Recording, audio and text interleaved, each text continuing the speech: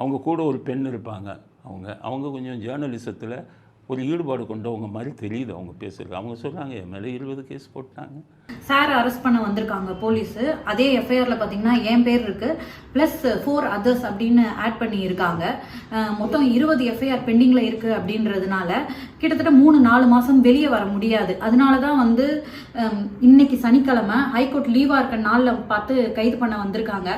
அந்த பெண்ணுக்கும் சொல்கிறேன், நீங்கள் 27 கேஸ் போட்டீங்க, அவங்க மேலே 27 கேஸுக்கும் ஒரே பெயில் வாங்கிடலாம்.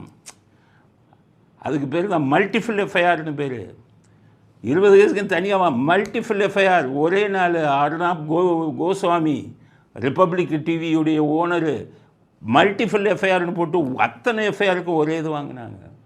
அம்பரலா ப்ரொடெக்ஷன்னு இதில் இருக்குது, சுப்ரீம் கோர்ட்டில் கொடுத்தாங்க. இனிமேல் என் மேலே எந்த எஃப்ஐஆரும் உயர் நீதிமன்ற அனுமதி இல்லாமல் போடக்கூடாதுன்னே வாங்கலாம். அதுக்கு பேர் தான் அம்பரல்லா ப்ரொடெக்ஷன். இது வந்து உச்ச நீதிமன்றத்தில் ஏற்கனவே கொடுத்தது. ஸோ அம்பரல்லா ப்ரொடெக்ஷன் போட்டிங்கன்னா உங்கள் மேலே எஃப்ஐஆர் இன்னும் போட முடியாது. இவங்க இது இல்லாமல் இதுடைய நீதிமன்றத்தின் அனுமதி இல்லாமல் இஷ்டத்துக்கு எஃப்ஐஆர் போட்டுக்கிட்டு இருக்காங்க. அதெல்லாம் பண்ணுங்கள். போட்டிங்கன்னா கண்டெம்ப்ட் ஆஃப் கோர்ட்டு போடுங்க. இப்போ நான் போடுறேன். இப்போ நான் டேமேஜ்னு கேட்கும்போது சம்மந்தப்பட்ட காவல்துறை அதிகாரிகள் சம்பளத்திலேருந்து கொடுங்கன்னு வழக்கு போடலாம். இதெல்லாம் செய்யுங்க. 20 எஃப்ஐஆர் 27 சட்டத்தை மீறினாங்கன்னா எத்தனையோ சுப்ரீம் கோர்ட்டு நெறிமுறைகள் இருக்குது, அதை நீங்கள் இங்கே போடணும். இதெல்லாம் செய்யுங்க. அப்போ தான் சமுதாயம் பாதுகாப்பாக இருக்கும்.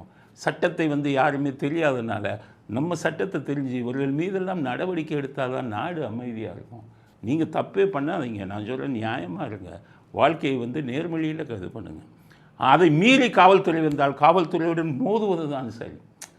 இப்போ என் மேலே எந்த கேஸும் போட முடியாது. அடித்து சொல்கிறேன், போட்டிங்கன்னா பொய் கேஸு தான் போட முடியும். என்கிட்ட எந்த இதுவும் இல்லை, மடியில் கனம் இல்லை, வழியில் பயம் இல்லை. ஆனால் பொய் கேஸு போடலாம். இந்த அவருக்கு வந்து இதில் போட்டாங்க, ஜிபேயில் பணம் போட்டேன், இது மாதிரி பொய் இதை நீங்கள் போடலாம். வேறு எது போட முடியாது. அதனால் என்ன இப்போ மிஞ்சி போட்டால் யூடியூப் இது தான் போடுவீங்க. இப்போ அதுக்கு தான் வழக்கு கொண்டு வந்திருக்கேன். கண்டெம்ப்ட் ஆஃப் கோர்ட்டு உயர் அதிகாரிகள் மேலேயும் கொண்டு வந்திருக்கேன். சுப்ரீம் கோர்ட்டில் இதை போட்டேன்னா பல உயர் அதிகாரிகள் மாட்டுவாங்க. இதெல்லாம் பண்ணாதீங்க அப்படின்னு தான் சொல்கிறேன்.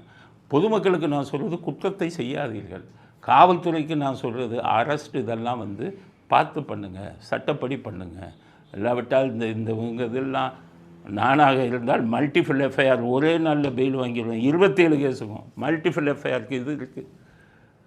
ஸோ அம்பரலா ப்ரொடெக்ஷனுங்கிறதே அது ஒரு இது இருக்குது, தியரி. ஸோ இதெல்லாம் யாரும் பண்ணுறதில்ல. இதெல்லாம் பண்ணுங்கள். அப்போ தான் காவல்துறை வந்து தன்னுடைய கட்டுப்பாடுக்குள் இருக்கணும்.